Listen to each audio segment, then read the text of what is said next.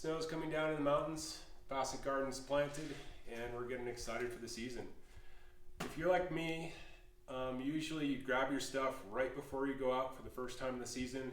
You go out there and then you realize something's not fixed. Miraculously, it didn't fix itself in your pack through the summer. Or you forgot something because you took it out because it was spring skiing or any number of things. So when I get ready for the winter, when I have time, which fortunately I do this year, I go through my equipment pretty thoroughly. So I'm going to unpack this pack, talk about the various things that I'm looking at, and make sure I have all my stuff for the first tour of the season. So I'm going to start with my beacon, shovel, and probe. Hopefully I can find them pretty quickly. That's the intent of packing them in an organized way. So here's my snow saw. It can cut snow as well as trees. And I have my probe. And I leave my cases undone so I can take them out quickly. So this probe I know is brand new, but I'm going to look at the ferrules, make sure they're not cracked or split, and make sure it can go together. And I'll actually go ahead and check it out. All clicks together, it's in good shape. I also, because I use this every day when I'm digging snow pits, want to make sure that I can read all the numbers.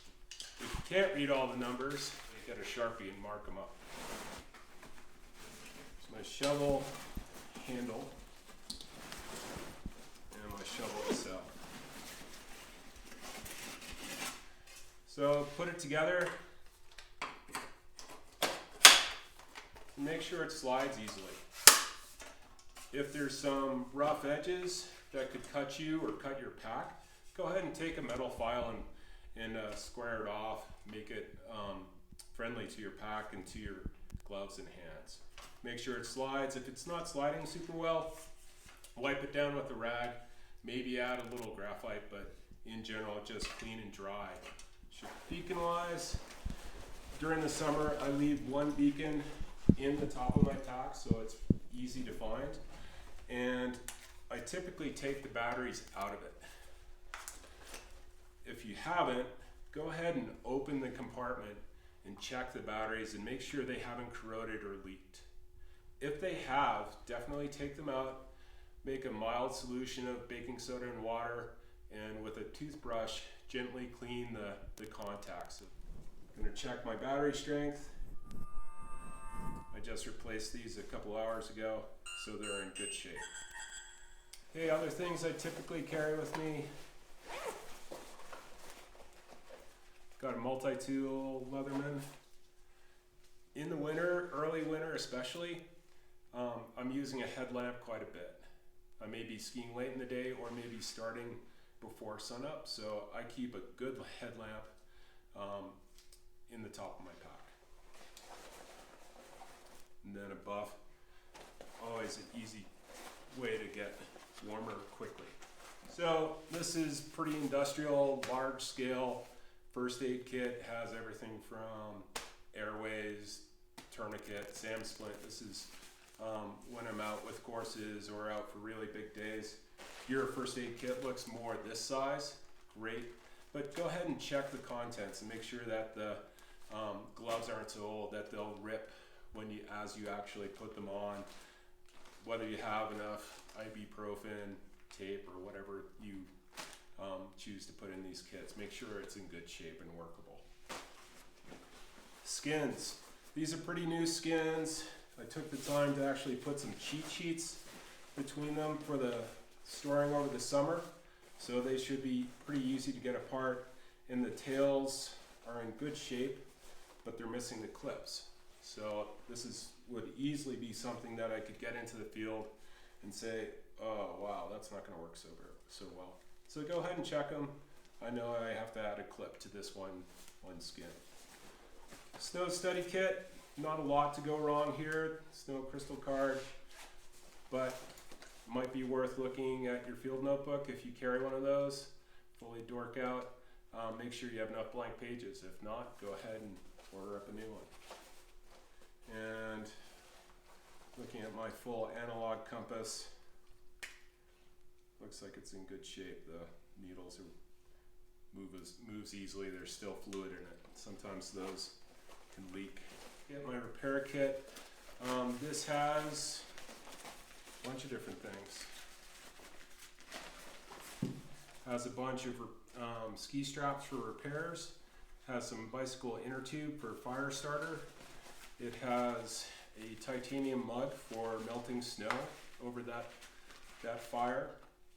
It has spare batteries either for my headlamp or for my transceiver. It has some baling wire. Also a mini headlamp.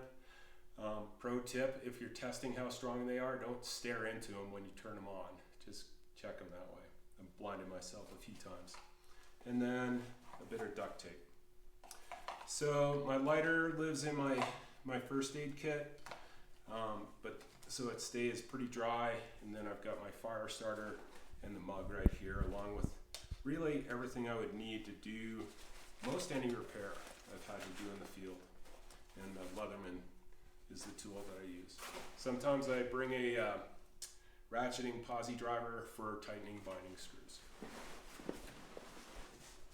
Sit pads in good shape, nothing much to go wrong there, other than it not being in my pack.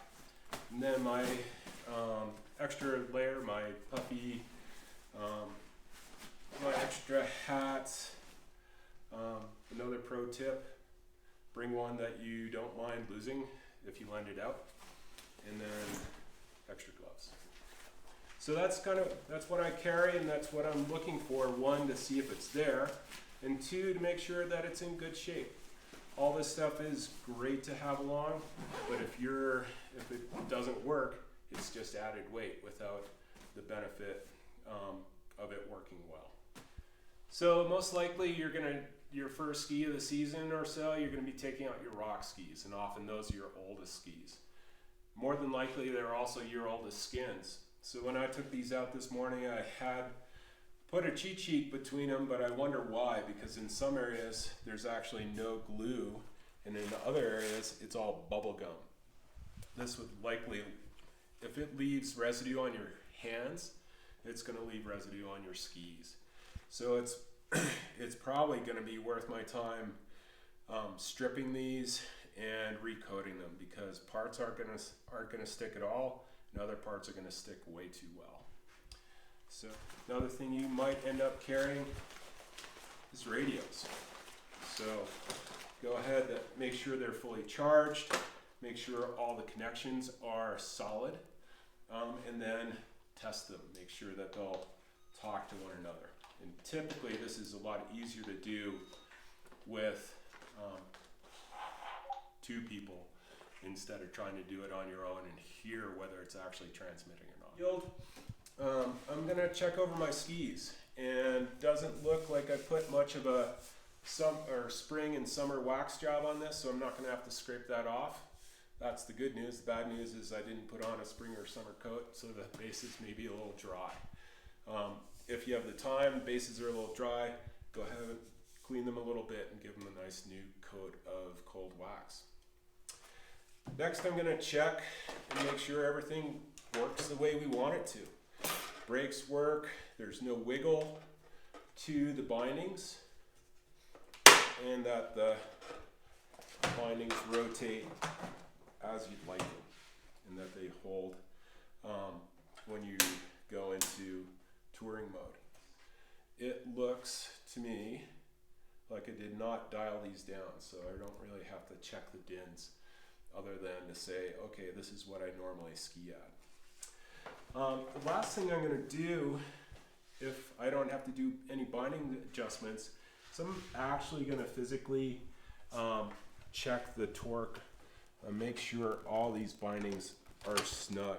So I'm going to take the screwdriver and actually try and snuzz up these screws, so that, or see if there's any play to them at all.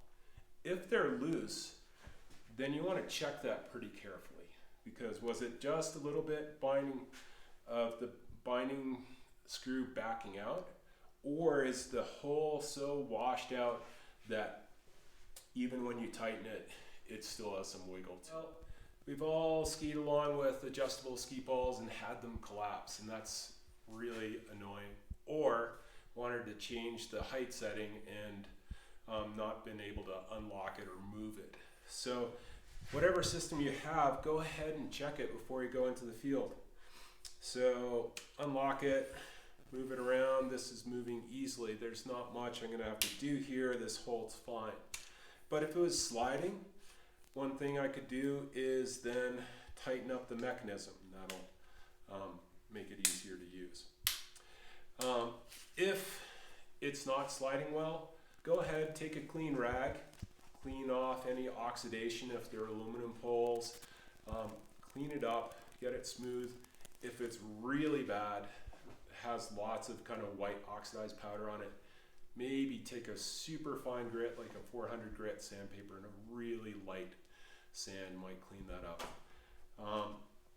I don't recommend using any spray lubricants on these. Maybe a little dry graphite would help, but you don't want to make it too slippery, otherwise it may not hold or grip. Once you're convinced that it's going to slide as you want, so you can adjust the height, lock it, make sure the tension's good, make sure the basket's not going to come off, make sure the tip's good, and what more can you say about a pole? That's it. And then finally with ski boots, I found this large pair to demonstrate what I'm talking about. Make sure that the holes are in good shape and not too wallowed out. If you use them a long time, they tend to get bigger and bigger, and sometimes you can step out of your bindings. If that's the case, that generally means that your boots are pretty old anyway. It's probably time to replace them, because the sad news is there's no kind of fixing this part of the boot. Look at the bases. These are in good shape. They've been on rock a bit, but they're going to work just fine for this coming season. Check your hinge rivets. Make sure that they're not loose. Okay, these are pretty hard to replace in the field. So you can see that this buckle has a bit of play in it, and this is a rivet. This is something that I'd be watching throughout the season. It's not maintainable, but it is replaceable. So if it was really, really loose, I'd probably order a replacement buckle for it right now. Make sure the cables, if you've got cables, they're in good shape. This all has the plastic housing around it, and that everything works and clamps well. If they were loose last season and you never did anything about it, go ahead and do it now. One thing about a lot of boots is that you can adjust where the buckle actually sits at, and you can move it back so it's a tighter fit. So check every connection, check the lock mechanism, make sure that's in good shape, make sure that it's gonna hold in place and that any cables aren't frayed, there's not broken pieces of plastic. Go ahead and check your liner and just make sure that it is not worn out. So this liner is in good shape. We got this last year. There's no real excessive wear points except right here. I think this is gonna do for this next season. I did throw some foot powder in here at the end of last season, so it's not in bad shape. So the footbed's good, and it doesn't stink to high heaven, which is great. So a little bit of maintenance when you put things to bed.